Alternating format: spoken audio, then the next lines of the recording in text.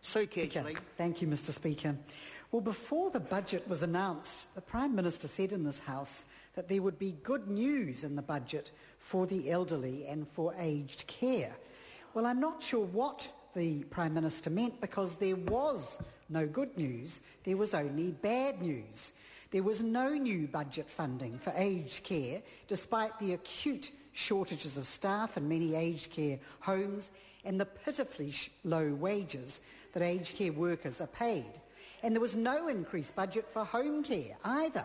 Quite to the contrary, more and more elderly all around New Zealand are having the few hours of home care help that enable them to stay in their own homes cut. Yesterday, Winnie Laban and I were in Invercargill, where 682 older New Zealanders have had their home help cut. Now, 200 people turned up to a meeting to discuss the devastating impact that these cuts are having on them and causing widespread distress and dismay and anxiety. We heard horror story after horror story. A 99-year-old woman who is getting treatment for cancer, who has just had her home help cut. She has absolutely no one to help her as her family live in the North Island. A woman who is blind, having her home help cut. Another who can only walk with a walking frame. A caregiver who told us that she'd popped in to see a woman who'd had her home help cut 1 month ago. Nobody had been to visit this woman for a month, and she was now living in squalor. Is this how we want to treat our elderly? We were told that 2 people already who had had their home care cut had ended up in hospital after falls.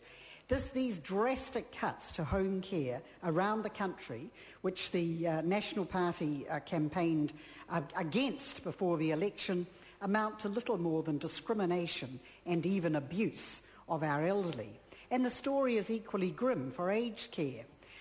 People living in rest homes are some of the most vulnerable in our society, and surely we've got a duty to ensure that these vulnerable elderly are treated with dignity and respect and do not suffer from abuse or neglect. But unfortunately, as a succession of recent reports have revealed, many residents in aged care homes are suffering from neglect and even abuse.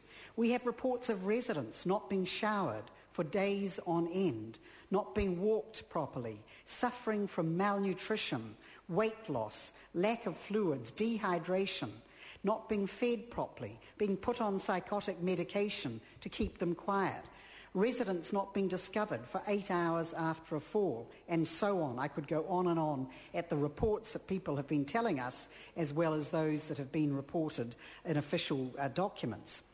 Aged care workers that we've been talking to around New Zealand say they are, most of them, so overworked that they are simply unable to provide the care that they believe residents need.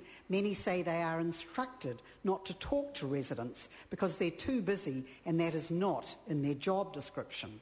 Many report that they are doing the work that would normally be carried out by nurses on a routine basis.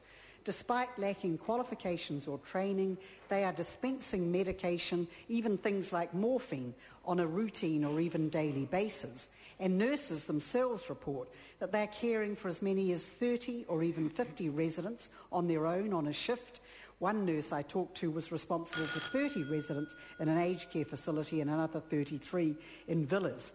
Imagine if these sort of problems were discovered in preschools or creches, if we had dehydrated preschoolers suffering from malnutrition, dehydration, untrained staff, toddlers left on their own for long periods of time. There would be a national scandal. So why do we turn a blind eye when it is happening to our elderly?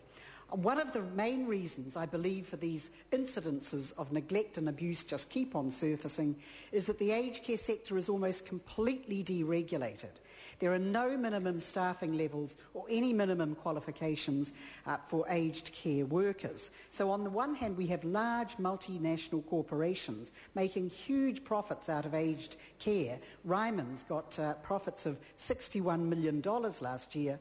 On the other hand, we have older New Zealanders suffering from neglect and abuse because of lack of staff. Sorry to interrupt the honourable member. Her time has expired. Thank you. I call Kelvin Davis. Thank you, Mr. Speaker. Let me tell you about the great tax swindle that is also known as Budget 2010. It's a great tax swindle because it is the budget that has taken money out of the pockets of many and given it to the few. It's given it to